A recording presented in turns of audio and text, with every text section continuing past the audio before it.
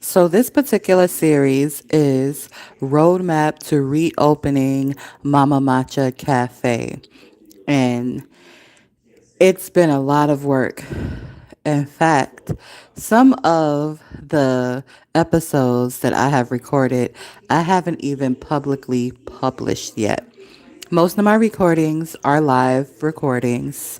Sometimes I do um, recordings on my phone and then I upload them to my channel and then I publish them too. So, in this particular episode, I believe it is episode 5. I'm getting a bit organized with these episodes because, again, I am the producer of the Super T podcast show.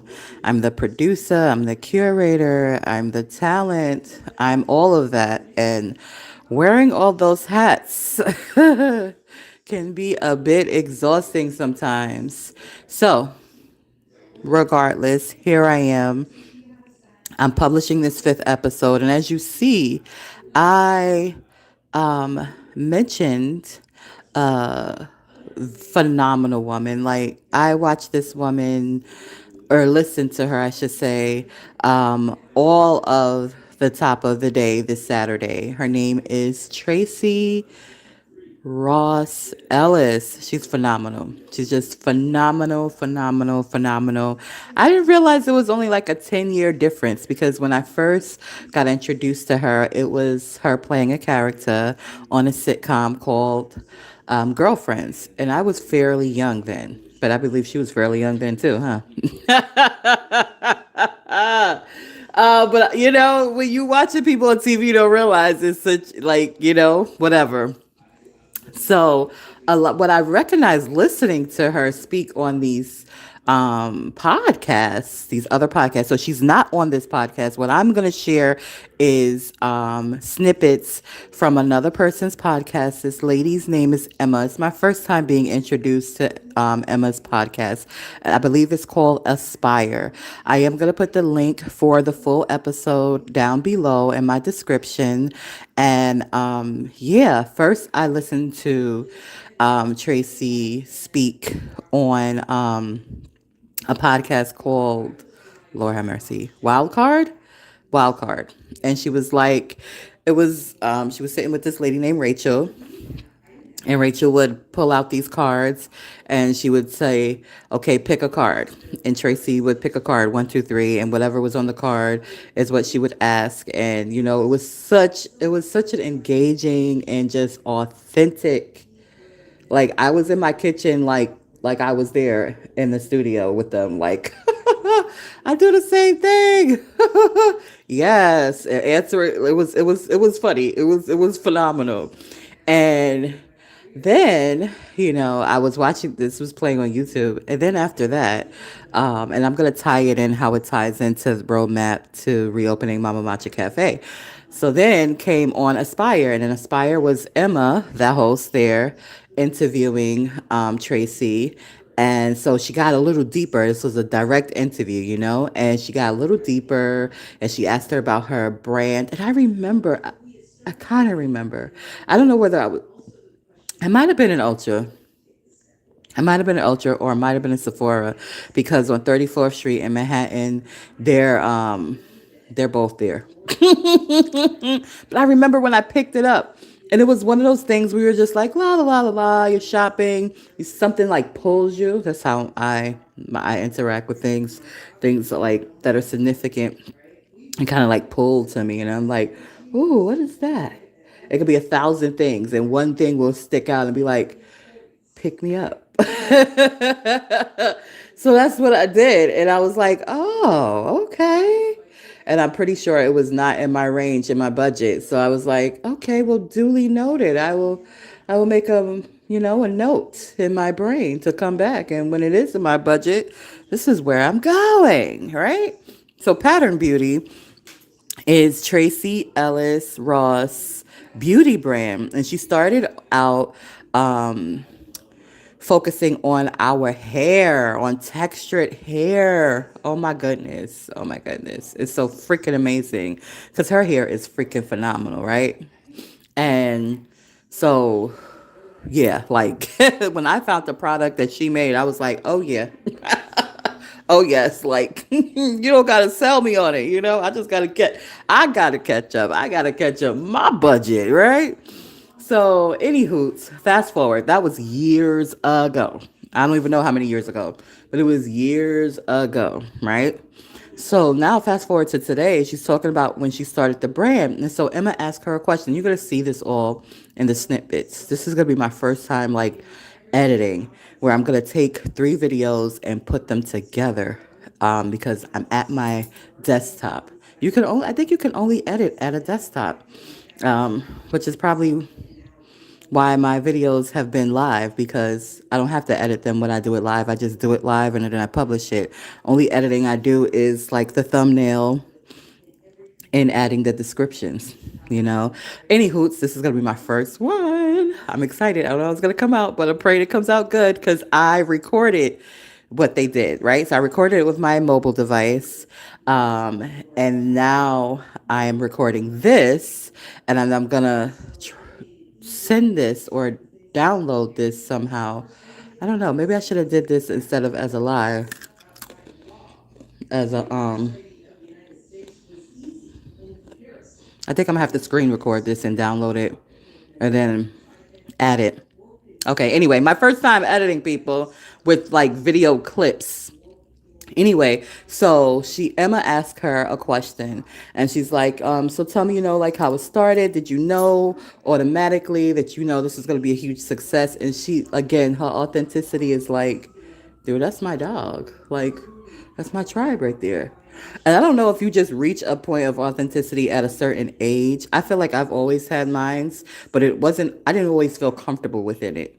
And it wasn't always welcomed everywhere. But now I'm at a point at 43 where I feel like I don't care whether you welcome it or not. Actually, if you don't welcome my authenticity, this is not the space or place for me. Thank you for letting me know that. And I go on about my business, right?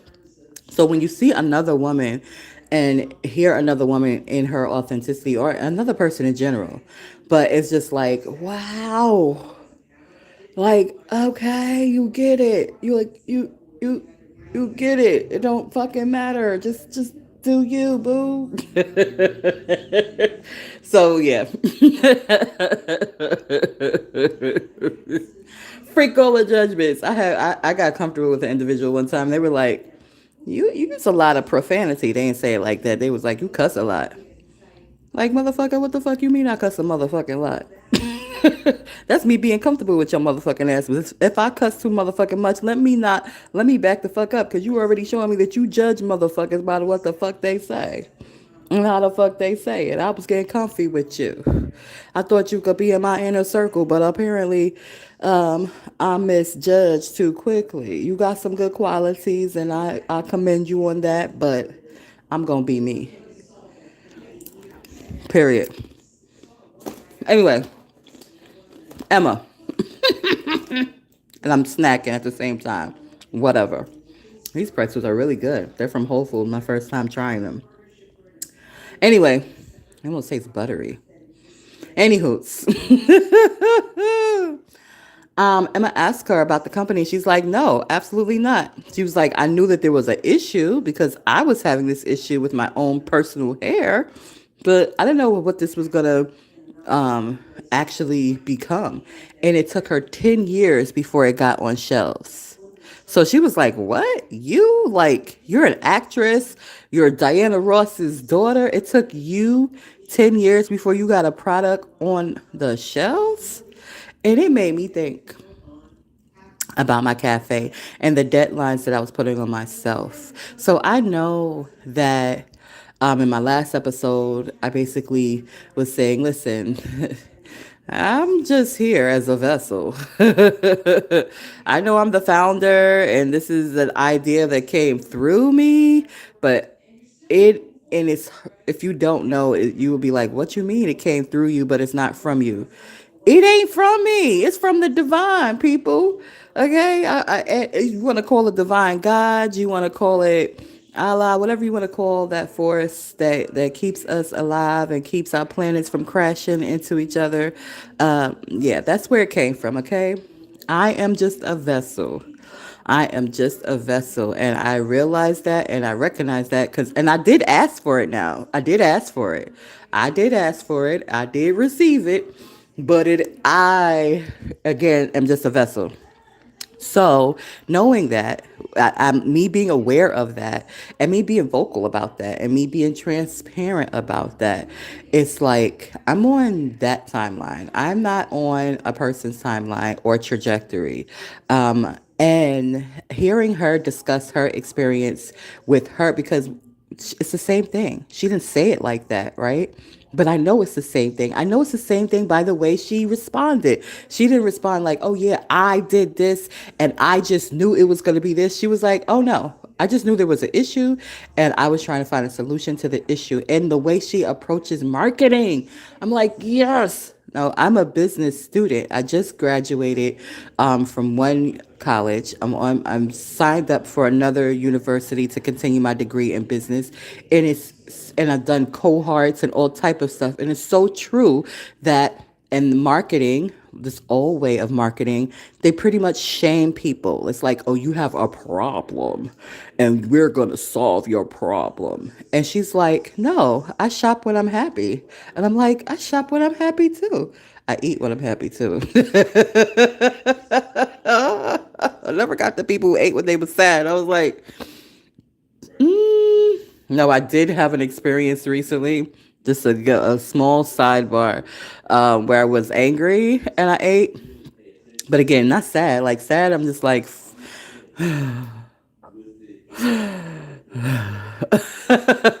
but yeah, and so her approach to marketing was, I'm not going to shame people. I'm not going to tell you you have a problem. I'm going to approach it and say we're going to celebrate what you got and we're going to make what you got better. And I'm summing it up. You're going to hear her say it in her own words. And I was just like, yes, like oh my god. In the business world, it seemed like I was speaking another language when just having that approach and just observing. I got to the point where I do a lot of observations and I listen, and it's like, what's the problem? What's the problem? What's the problem? What's the problem? I literally was on a Zoom this week and they're like, okay, we're going to have a pitch contest and you got to be ready to say what the problem is, what the problem is. And I'm like, yeah, I'm not doing it. I signed up. But I know when I go in there, I'm going in there to affirm. You can accept it, you can do whatever, but I'm coming in here to affirm what it is. I'm not coming with a problem solver.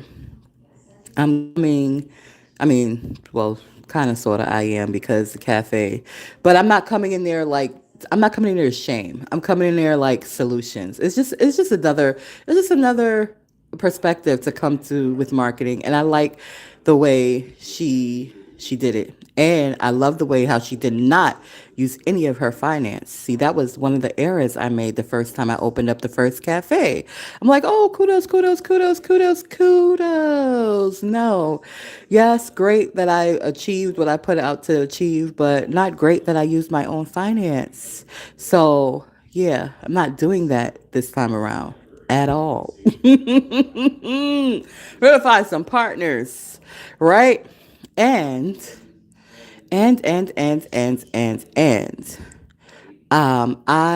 have decided to take the rest of the summer off and enjoy it. And I'm coming back in the fall with this series, Roadmap to Reopening, Mama Matcha Cafe. The opening date has been moved.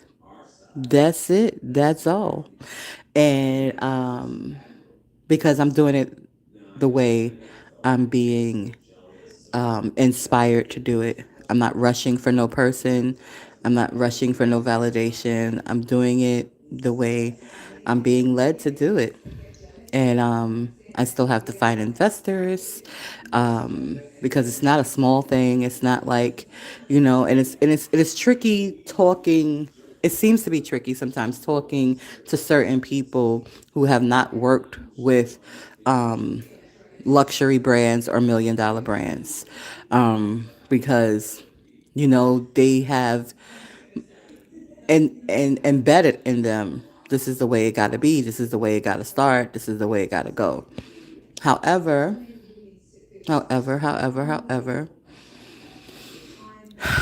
It's okay. It's okay. Keep on pushing forward. Keep on pushing forward. So stay tuned. Hear what she got to say. I will be back in autumn to 2026 with this series, talking more about my journey as an entrepreneur and also my other series, Soulful Sunday, where I dive into a neuroscientist book called Evolve the Brain. Because, yeah, I'm a polymath. You know what a polymath is? A polymath is someone who um, is adept in many different topics. So, um, you know, I don't fit into a box because there's so many things that interest me and so many things I'm passionate about, and I'm okay with that. I'm definitely okay with it. So, I'm grateful for this vehicle of entrepreneurship. I'm learning a lot. I'm meeting a lot of wonderful people and just hearing other successful entrepreneurs speak. I know I'm, I'm on the right path and I'm heading in the right direction. And there's no rush. I just need to stay diligent and moving forward and taking breaks when I need to take a break. Like, I don't need to push myself to exhaustion and beyond exhaustion and work in exhaustion. No, no, no, no, no. No, no. The things that I'm learning and the way I'm living my life needs to be um, in everything. And everything. And if I am allowing divinity, my God force, to drive everything that I'm doing, then that's how it's going to be. So, anyway, thank you for tuning in. Appreciate your comments. And again, I will link in the description the full episode of Tracee. And kudos. I think it's a wonderful brand. Very soon, it is in my budget. And I'm looking grateful to the experiences I'm gonna have because I shaved my head a few times these last few years. So now I am embracing all the new growth and just learning how to care for it properly and in its natural curly state. Hydrated, yes. So shout out to Pattern Beauty and the woman behind it. She's phenomenal. Thank you. Take care.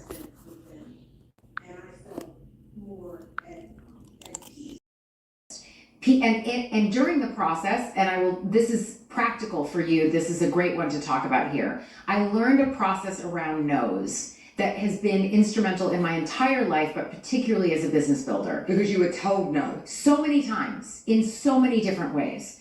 I will not bore you with all the stories, but I'll tell you some of the headlines that were really interesting. So I wrote my first hair care brand pitch. In that brand pitch, I had the original list of the SKUs that became the 11 SKUs.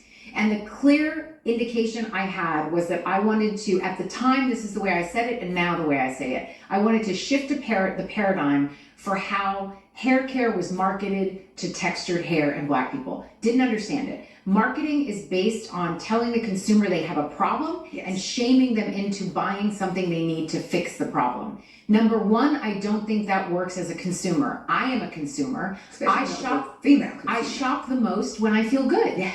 That's number one. Number two, the other piece of it, as a Black consumer and someone with textured hair, inherently that is problematic from a systemic point of view to tell me that my hair is a problem, because it's not. I wanted to build a company that was based on the celebration of Black beauty. Now, I don't believe that hair has a race or a gender, but textured hair is specific and it needs more hydration. And there was never a part of you that just thought, I'm just going to create a hair care brand and make it for as many customers as possible. No. You were like, enough. I need to feel this. Yes. Yes, and I need to develop a product. And by the way, a lot of people, some of the no's were put your name and the name of the company on formulas that exist. I said, no, I need to find manufacturers that can work with me and chemists that can work with me to solve for the problems that I have always experienced in all of the products that I've used. So give me the thing. So you go, let's start at year one. You write the pitch. You say it needs to be this amount of my product. Manager reads what do you it, go into? And they my manager reads it and says, we should do a line of wigs. Okay, thank you. Then another manager reads it and said, we should do a hair TV show. Now these were the only people I have access to, right? I don't come from a family of business people that are in the corporate world. I don't know how you turn an idea into goop. Didn't know any of those things.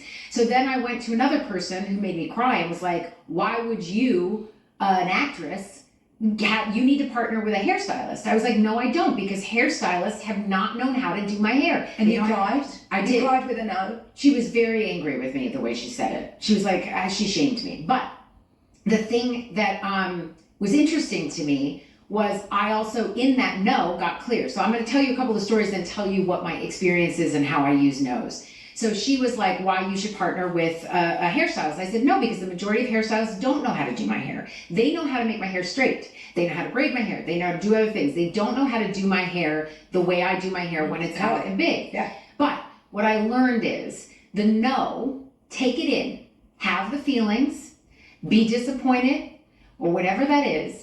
And then once the... Yesterday, I did see that you've expanded the brand, so outside of hair, into body. So the reason I called it Pattern Beauty and not Pattern Hair was because I always knew it was on the roadmap. Yes. Did you do a packaging change, or is that just for that? For body. Okay, yes, for body. Okay. So it's still bold and beautiful, but it has its own category, its own color, yeah. Mm-hmm. So obviously you were an actress that took this leap into business. Yeah. And I know for so many people, like, doing that can feel so frightening and so scary. So what gave you the idea that you could be as successful as you've been? Oh, I had no idea it was going to be successful. No, you didn't. No. So you didn't take that. But you weren't like, okay, this is going to be a thing and it's going to be great. It is going to be what it is. Not at all. Let me be clear. Yes, I was an actress, and that was my window in to have certain conversations. But I am a consumer, and that's what my pathway to being a business entrepreneur, business builder was, as a consumer. And what I knew as a consumer and a beauty consumer and a shopper in general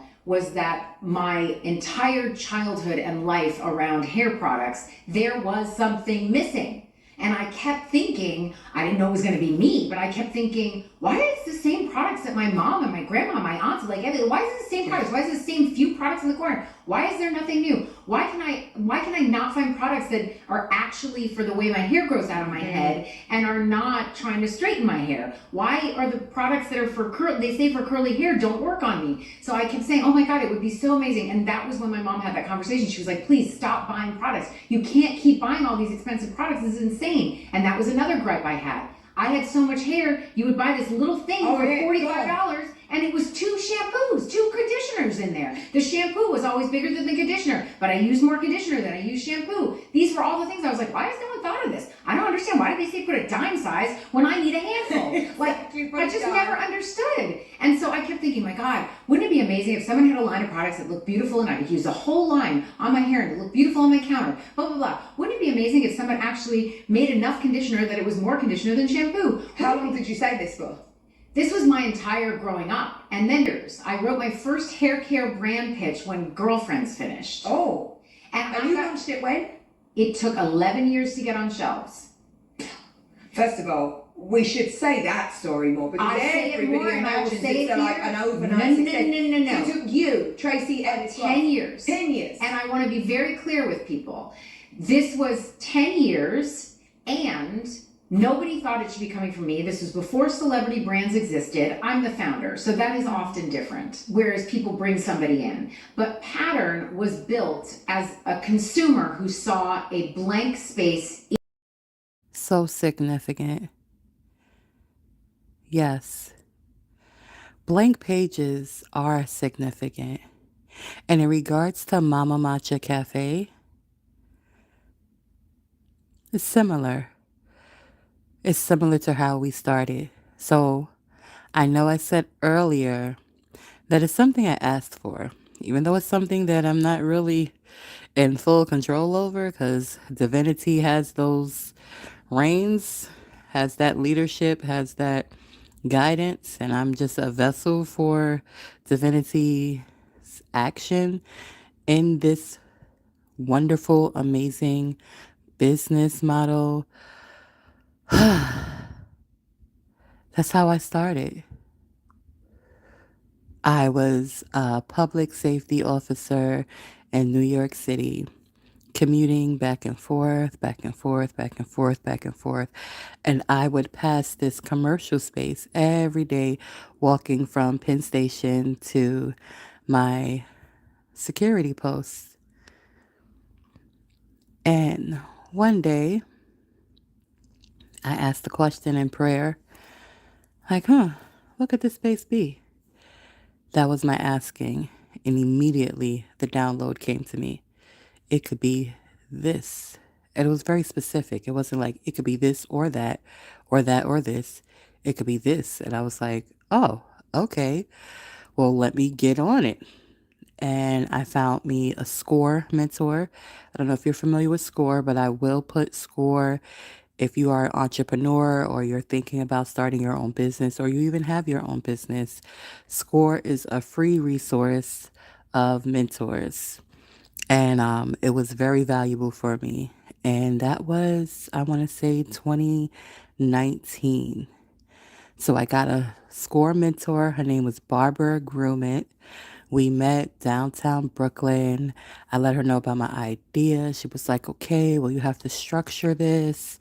And she just provided me excellent mentorship. And I have always had excellent mentorship. So that's why I say this thing is so bigger than me. I have excellent mentorship right now. Okay. I'm not working with Barbara right now, but I found somebody just as good as Barbara, if not better, well connected, passionate, and yeah, I'm looking forward. I'm looking forward, and that's one person. And I keep meeting these phenomenal women that are being supportive, that have the connections, has the expertise. I just keep meeting them, so that's why I just feel really, really, really good and really, really grateful to see this all unfold. But that was the humble beginning. Before the challenges, which I discussed in the first episode, ever occurred, things were already set in place. And that is why, even beyond the challenges of that individual who owned the commercial property that I leased previously, like that's turning out in the favor of this company. And this company, again, is so much more than just another cafe. It is a disruptor to the way business has always been done, and to show that businesses can flourish and be done differently now, such as Tracee's business. Yeah, it took a whole decade for her to get her products on shelves, and if she would have took shortcuts, or she would have allowed people to dictate to her how it should be instead of following her own divinity, it would have been on there quicker. But this is not a race. Mama Matcha Cafe's reopening is not a race. It is a marathon that is continuous, because what's starting out as one location is growing into two locations, growing into three locations, growing into a franchise opportunity where other entrepreneurs don't have to do the hard legwork of figuring out all of the intricacies of putting together a brand new business model. Mama Matcha Cafe is a brand new business model that started from a blank page.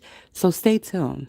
Yes, I, the founder, am taking some time off to recalibrate, to rest, to recharge, but please stay tuned and continue to support this channel, continue to listen, continue to be inspired, because whatever you may be thinking of to do in your life, it's possible to do.